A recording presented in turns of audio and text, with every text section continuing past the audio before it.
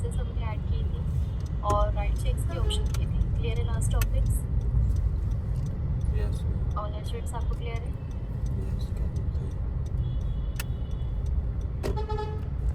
Yes ma'am clear है।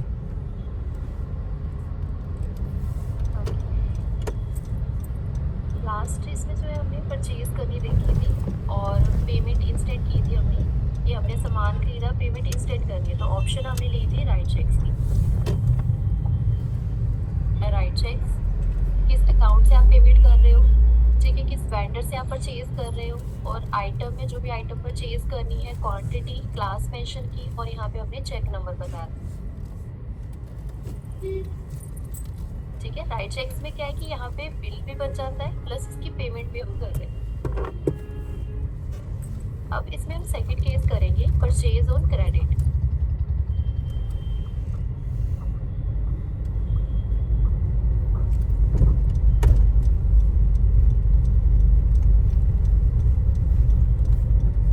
Purchase on credit क्या है कि हमने सामान परचेज किया और उसकी पेमेंट जो है हमने बाद में देनी है।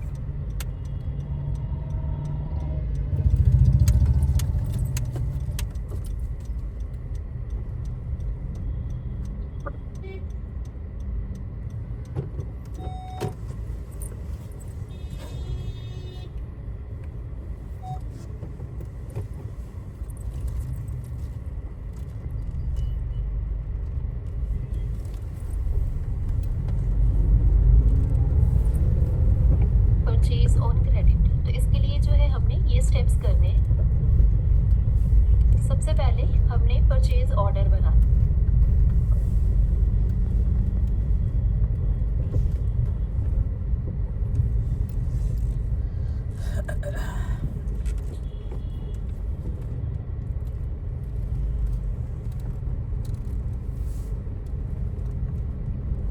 परचेज ऑर्डर क्या है कि जो भी सामान हमने परचेज करना है वेंडर से, उसकी लिस्ट बना के हम वेंडर को सबमिट करवाते हैं। परचेज ऑर्डर का मतलब क्या है कि जो भी सामान लेना है उसकी लिस्ट बना के हम वेंडर को देंगे। परचेज ऑर्डर किस वेंडर से परचेज कर रहे हो, यहाँ पे मैं न्यू वेंडर बना रही हूँ।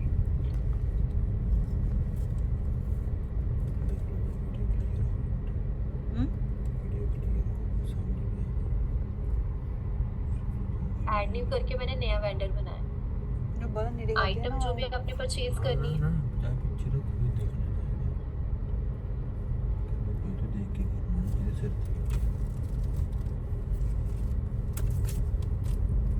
यहाँ पे है परचेज ऑर्डर नंबर 1। ठीक है, हमने कहा इस वेंडर को कि हमने ये चीजें आपसे परचेज करनी, हमने बस लिस्ट बना के इस वेंडर को दे दी। सेव एंड क्लोज करते हैं। अभी अगर हम देखें इन्वेंट्री, तो अभी जो है इन्वेंट्री यहाँ पे इंक्रीज नहीं हुई। मैंने 5 पीसेस इसके लिए, 5 इसके लिए, तो इंक्रीज नहीं हुई। परचेज ऑर्डर के बाद नेक्स्ट स्टेप होता है रिसीव इन्वेंट्री। रिसीव इन्वेंट्री क्या है कि वो जो वेंडर है हमें इन्वेंट्री भेज रहा है, हमें इन्वेंट्री मिल चुकी है। तो इसमें दो केसेस आ जाते हैं। रिसीव इन्वेंट्री विद बिल, कि पर्सन ने जो है हमें इन्वेंट्री भी भेज दी और साथ में उसका बिल भी दे दिया। फिर सेकंड है कि रिसीव इन्वेंट्री विदाउट बिल, कि पर्सन ने हमें इन्वेंट्री भेज दी है बट बिल नहीं दिया, बिल कह रहा है कि मैं बाद में दे दूँ। अभी हम फर्स्ट ऑप्शन ले रहे हैं, receive inventory with bill. Vendor ने हमें इन्वेंट्री भी भेज दी और साथ में बिल भी दे दी। वेंडर, अब जैसे मैंने वेंडर सेलेक्ट किया तो ये कह रहा है परचेज ऑर्डर इसका एग्जिस्ट कर रहा है, वही आप यहाँ पे लेना चाहते हैं? यस,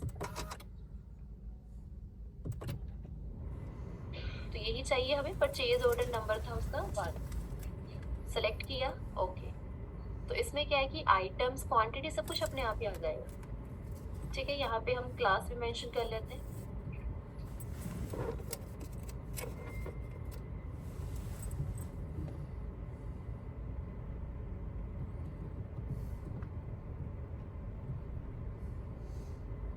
वन पीस का प्राइस ये हो गया और ये हो गया टोटल 5 मल्टीप्लाई दिस। ठीक है, और टैक्स मिला के टोटल बिल जो है हमारा इतना बन गया। ठीक है, ये वाली अमाउंट्स कहाँ पे ऐड की थी हमने, जब हमने आइटम्स एंड सर्विसेज में ये इन्वेंट्री बनाई, वो वाली अमाउंट दिखा रहा है। इस पे 13% टैक्स इतना लग रहा है, तो टोटल बिल इतना बन गया। हाँ, एडिट कर सकते हो। सेव एंड क्लोज करते हैं। आइटम्स एंड सर्विसेज में देखें तो यहाँ पे इन्वेंट्री इंक्रीज हो। ठीक है, अब नेक्स्ट इसके बाद हमने इसकी पेमेंट करनी है, तो उसके लिए पे बिल।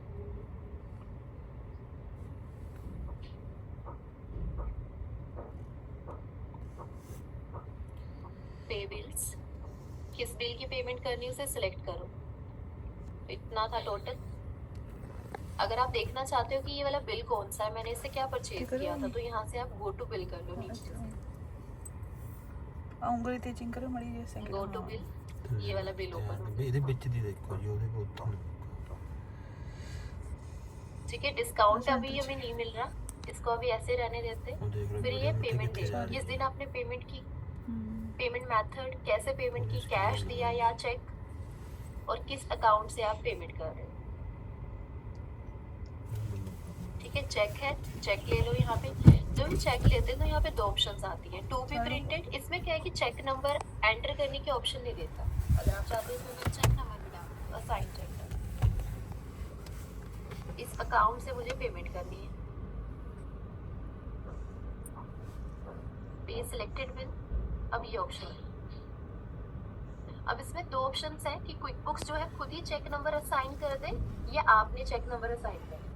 अब इसमें क्या है कि HDFC के थ्रू हम पहले भी पेमेंट कर चुके हैं राइट चेक्स में, तो ये अगर हम ये वाली ऑप्शन लेते हैं क्विक बुक्स वाली, तो क्या करेगा, लाइक लास्ट नंबर था 9, तो 10 खुद ही कर देगा, इंक्रीमेंट कर देगा। ठीक है, अगर तो उसी सीक्वेंस में चल रही है नंबरिंग तो ये ले लो, नहीं तो आप खुद भी चेक नंबर असाइन कर सकते हो।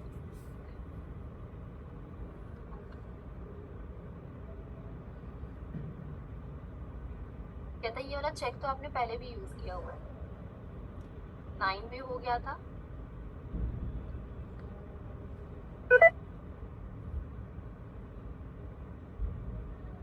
परचेज ऑन क्रेडिट किया हमने। परचेज ऑन क्रेडिट का मतलब क्या है कि पहले ही हमने परचेज कर ली, पेमेंट हम बाद में करेंगे।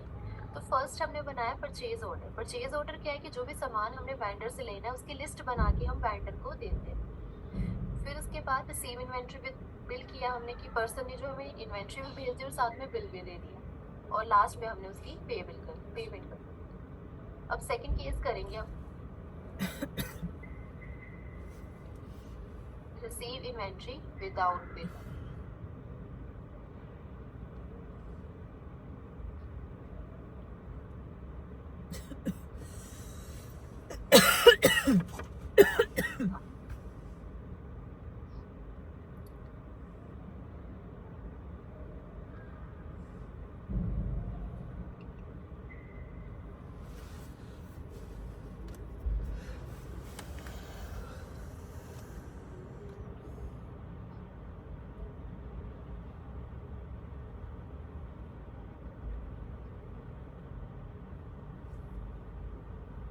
फर्स्ट हम बनाए purchase order.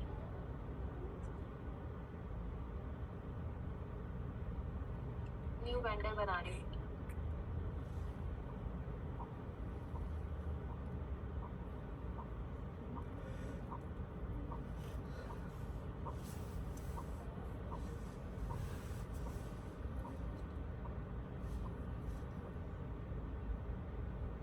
Purchase order number है 2। लिस्ट बना के वेंडर को दे दिए कि हमें ये सामान चाहिए। नेक्स्ट इसके बाद रिसीव इन्वेंट्री विदाउट बिल, कि पर्सन ने इन्वेंट्री भेज दी बट बिल नहीं दिया, बिल कहता मैं बाद में दूंगा।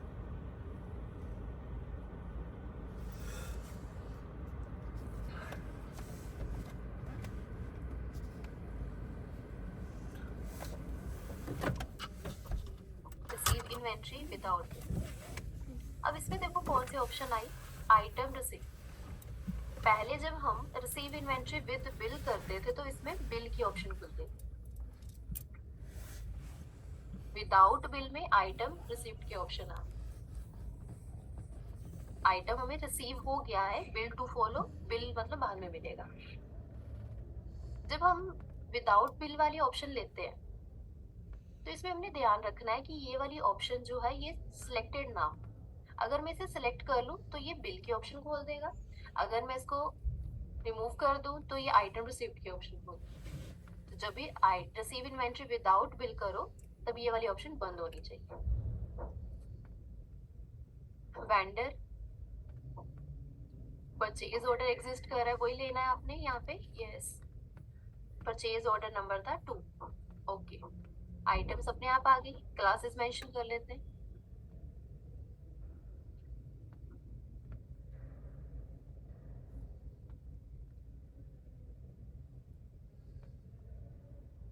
Save and close. अब नेक्स्ट इन्वेंट्री हमें मिल गई है, यहाँ पे इन्वेंट्री इंक्रीज हो गई है, ठीक है। अब उस पर्सन ने जो है हमें बाद में बिल भी भेज दिया। अब आपने ऑप्शन लेनी है एंटर बिल अगेंस्ट इन्वेंट्री, जब पर्सन आपको बिल बाद में भेजे। Enter bills against inventory.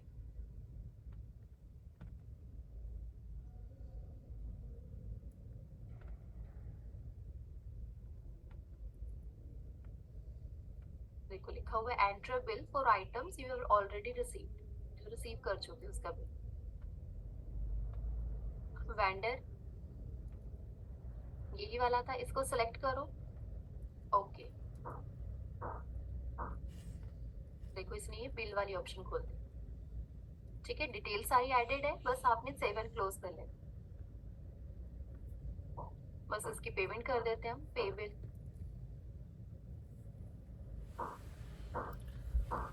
Last में चेक नंबर डाला था, मैं चाहती हूँ क्विक बुक्स खुद ही उसको इंक्रीमेंट करता जा।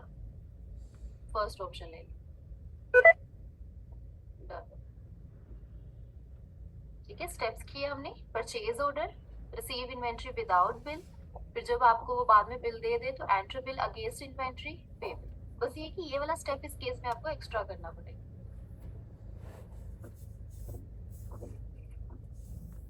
नेक्स्ट इसके बाद करेंगे हम डिस्काउंट अप्लाई कर, डिस्काउंट रिसीव कर।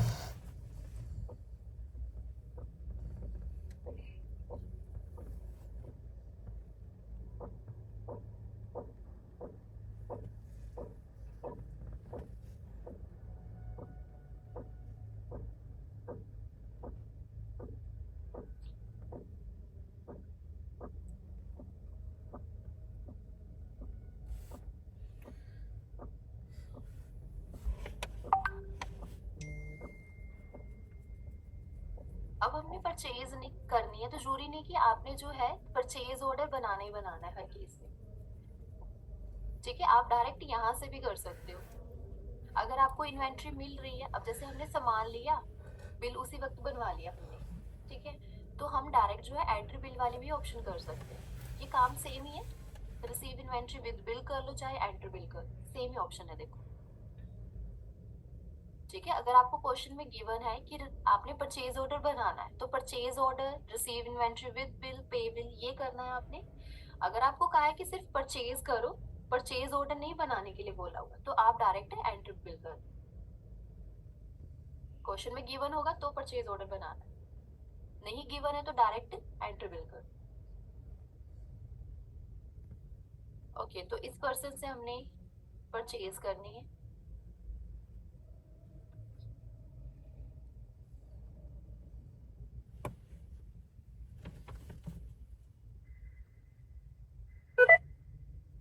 एंटर बिल, इसमें क्या है कि हमने परचेज कर ली, बिल बन चुका है, अब उसकी पेमेंट करनी है हमने, तो पे बिल्स। नीचे देखो यहाँ पे इसका डिस्काउंट दिखा रहा है, डिस्काउंट ऑटोमेटिकली अप्लाई नहीं होगा, ठीक है। नीचे यहाँ पे डिस्काउंट दिखा रहा है, ये क्यों दिखा रहा है, क्योंकि हमने इसकी पेमेंट टर्म सेट की हुई थी। जब हमने ये वेंडर बनाया था तो हमने पेमेंट सेटिंग्स में ये पेमेंट टर्म सेट की थी। इसका मतलब क्या है कि हमें से 30, ये हमें 30 डेज का टाइम दे रहा है, अगर हम 15 दिन में पेमेंट कर देते हैं तो ये हमें 3% डिस्काउंट दे, तो वही डिस्काउंट हमें वहां पे मिल रहा था, बट ये ऑटोमेटिकली अप्लाई नहीं होगा। आपने यहाँ पे सेट डिस्काउंट पे क्लिक कर लेना, सेट डिस्काउंट, तो राउंड ऑफ करके मैं यहाँ पे डाल रही हूँ 24-25। अब नेक्स्ट यहाँ पे डिस्काउंट अकाउंट हमने बताना है, डिस्काउंट हमें यहाँ पे रिसीव हो रहा है, हमारी इनकम हो रही है। अगर